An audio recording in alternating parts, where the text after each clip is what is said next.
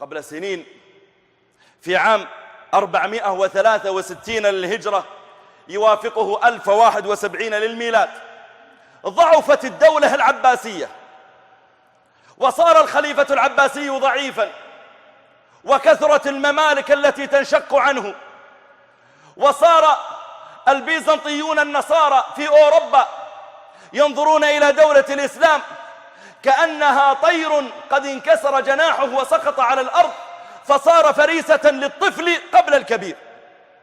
وصار البيزنطيون النصارى يعتدون على بلدان الإسلام بعدما تفككت من وحدتها وضعفت من قوتها، فصاروا يتجمعون حتى تحرك إمبراطور النصارى ديمانوس، تحرك معه 100,000 مقاتل فيهم بلغاريون ويونانيون وروس وفرنسيون، تحرك ب200,000 مقاتل وأقبل من أوروبا يسير ليصل إلى بلاد المسلمين، يريد أن يحتلها بداية ببلاد الترك ثم الشام ثم العراق حتى يصل إلى مكة.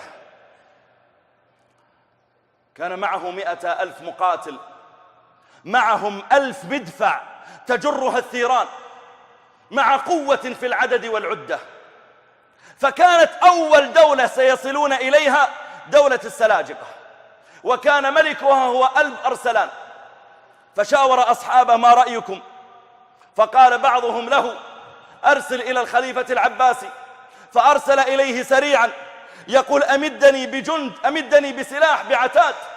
فأرسل إليه: أني ضعيف ولا أستطيع أن أصنع لك شيئا.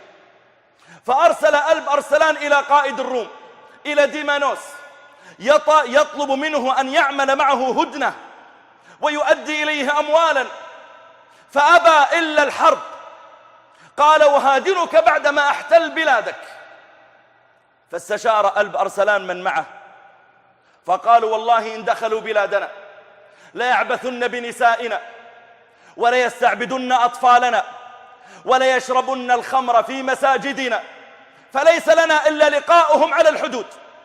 وقام أبو نصر الحنفي وكان رجلا صالحا وقال له: يا إمام، يا ألب أرسلان، إنك تقاتل عن دين الله، عن دين وعد الله بنصره، وعد بإظهاره على سائر الأديان، وإني أرجو أن يكون الله تعالى قد كتب باسمك هذا الفتح العظيم.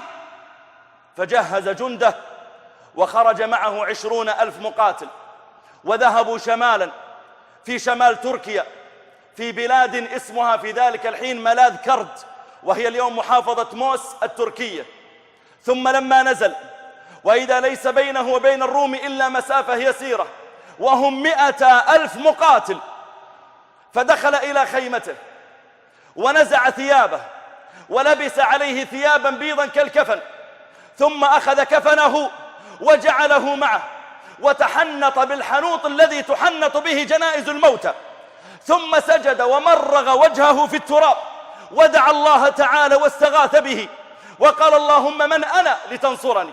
أنا عبد ضعيف، اللهم انصر المساجد، اللهم انصر العباد، اللهم انصر حفاظ القرآن، اللهم انصر قوام الليل، انصر الصوام، اللهم إني دونهم، اللهم من أنا لأقول انصرني.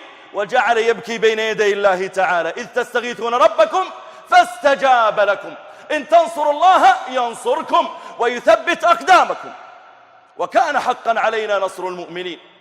وجعل يبتهل بين يدي الله تعالى ويبكي بين يديه، ثم خرج إلى جيشه وعلم أنه إن لم يشجع الجيش رأى شيئا آخر، فقام بين يدي الجيش قال: اليوم ليس لكم أمير، اليوم أنا جندي معكم، كل رجل أمره إلى نفسه، من أراد أن يرجع إلى أهله فليرجع، أنا اليوم جندي منكم، هذا كفني. ورفع كفنه ينظرون إليه، قال: هذا كفني وأنا قد استعديت للموت لا محالة، فمن كان منكم سيصبر فليبقى معنا، ومن كان منكم يريد أن يتولى إلى أهله فليذهب الآن قبل أن يبدأ القتال. وجعل يلتفت وإذا الروم قد أحاطوا بهم ونصبوا المدافع على هذه القلة القليلة من المسلمين.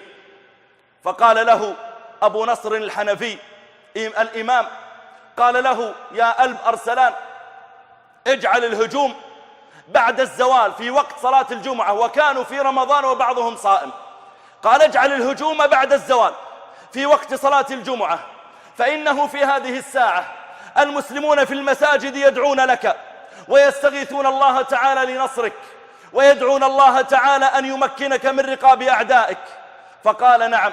فلما كان بعد الزوال خرج إلى جيشه مرة أخرى ووعظهم وقال إن دونكم أعراضكم، دونكم أموالكم وأطفالكم، دونكم المساجد، دونكم العباد وحفاظ القرآن والصوام، دونكم بلاد الإسلام، دونكم مكة والمدينة، أنتم الآن الذين تحمونها.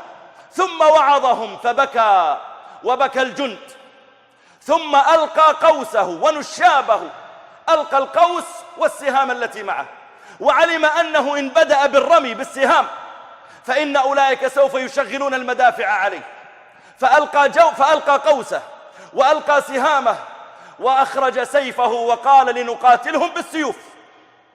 الذي يرمي من بعيد يريد أن يحتفظ بنفسه، والذي يرمي الرماح من بعيد يخاف على حياته.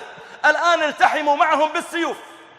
ثم ثار المسلمون على أولئك وهم في الدائرة الضيقة، والتحموا معهم بالسيوف وثار الغبار، فلم يستطع النصارى أن يستعملوا مدافعهم، وثارت عليهم خيولهم، وقتل المسلمون من أولئك مقتلة عظيمة.